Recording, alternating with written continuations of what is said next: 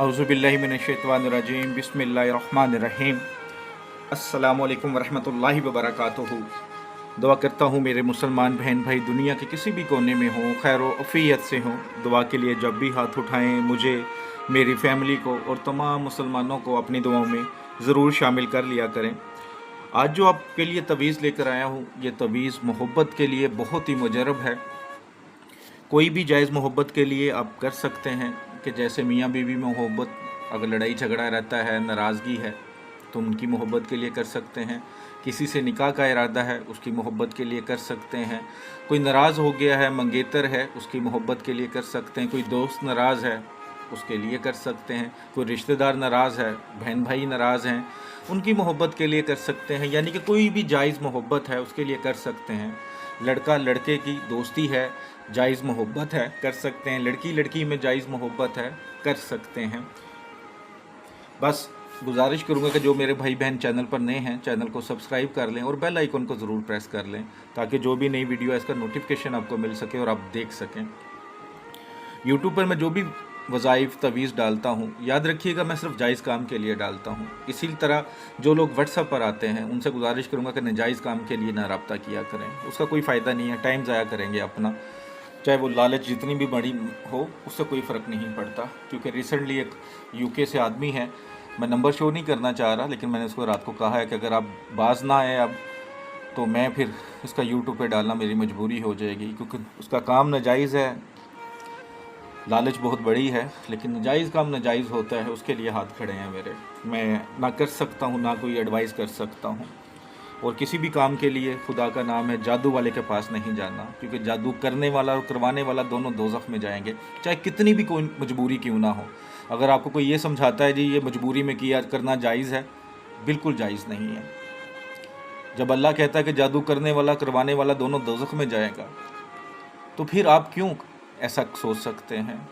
अल्लाह किसी गुनाह की अगर माफ़ी नहीं देगा तो वो शिरक होगा। और जादू का मतलब है कि आप शैतानों से मदद मांगें, तो जब आप शिरक करेंगे तो फिर आपकी माफ़ी कैसे होगी? बाकी हर गुनाह की माफ़ी अल्लाह दे सकता है, लेकिन इसकी माफ़ी नहीं मिलेगी। बाकी फिर भी अल्लाह माफ़ करने वाला है, मैं दावा नहीं कर सकता, लेकिन जो अल्लाह ने फरमाया मैंने वही आपको बताया है। तो ये तवीज़ कोशिश करें कि आप जुमेरात, जुमे को, पीर को बना सकते हैं, वरना किसी भी दिन बना सकते हैं। टाइमिंग जो हो वो सबसे बेहतरीन है कि जैसे ही सूरज तलू हो निकले, उसके 1 से 1.5 घंटे के अंदर अंदर बना लें। लिखने से पहले सदका खैरात ज़रूर करना है।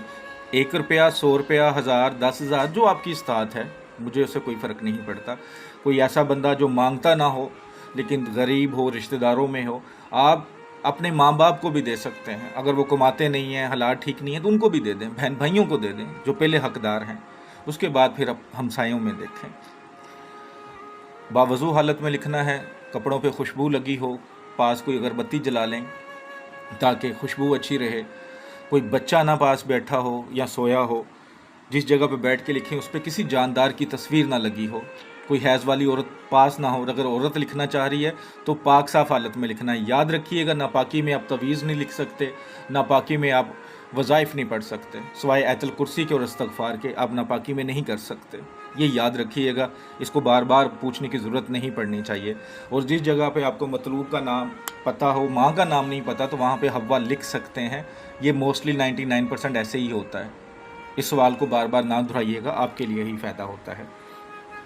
चलता हूँ तवीज़ की तरफ। तो सबसे पहले आप इस तरह 16 खाने भी बनाने हैं, ये दरमियान वाला 17वां खाना होगा, ज़रा बड़ा बना लें। इसी खाके को आपने तैयार कर लेना है ब्लैक कलर के पेन से। अगर अरके गुलाब और ज़ाफ़रान से कर सकते हैं तो उससे कर लें, वो ज़्यादा बेहतर रहेगा, वरना ब्लैक कलर की स्याही से करेंगे। जिस चाल के मुताबिक लिखूँ उसी चाल से आपने लिखना है। सबसे ऊपर 7, 8, 6 जो बिस्मिल्लाह के अदाद हैं। खाना नंबर 1, 1, 2, 3, 4, 5, 6, 7, 8, ठीक है, 9, 10, 11, 12, ठीक है, 1 2 जिसे हम 12 भी कहते हैं, 12, 13, 14,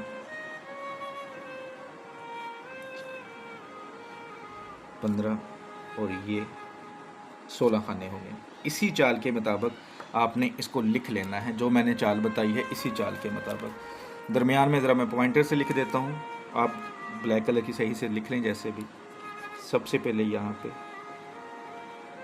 अलहुब, ठीक है, फिर मतलूब का नाम,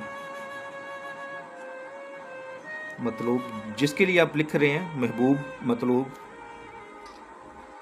बिन माँ। अगर माँ का नाम नहीं पता तो हव्वा, अगर किसी औरत के लिए लिखा जा रहा तो यहाँ बिन्त आएगा, ठीक है, यहाँ पे माँ। अलहुब, इधर अपना नाम बिन माँ, ठीक है, ये लिख लें, ठीक है। इधर अपना नाम बिन माँ का नाम, अगर आप औरत हैं तो बिनते, नीचे इसके बी हक्के या बुद्धू हो, ठीक है, बी हक्के या बुद्धू हो। मेरे पास जगह कम बची थी तो आप ये अलहुब इधर भी लिख सकते हैं, नीचे नाम लिख लें, जगह बच जाएगी, तो बी हक्के या बुद्धू हो, ठीक है, ये लिखना है। लिखते वक्त आपने दुरूद शरीफ अपनी ज़ुबान पे रखना है, दुरूद शरीफ अपनी ज़ुबान पे रखना है जब आप लिख रहे हैं। जब से आप लिखना शुरू करें तो दुरूद शरीफ पढ़ते रहना है। जब आपने लिख लिया, इस तवीज़ को इस तरह फोल्ड कर लें,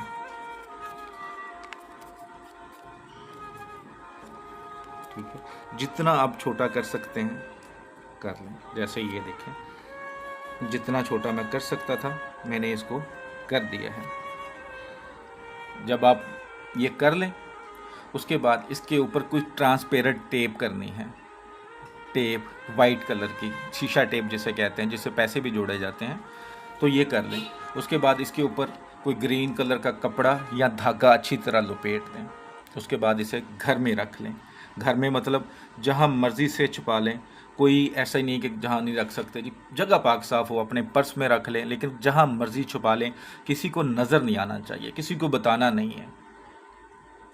उसके बाद आप चलते फिरते या लतीफ़ हो या वदूद हो, या लतीफ़ हो या वदूद हो, इसका विर्द रखना, जितना पढ़ सकें, कोई कैद नहीं, जब मर्ज़ी पढ़ें, लेटे उठते काम करते वक्त पढ़ पढ़ के महबूब के तसव्वुर में दम करते रहें।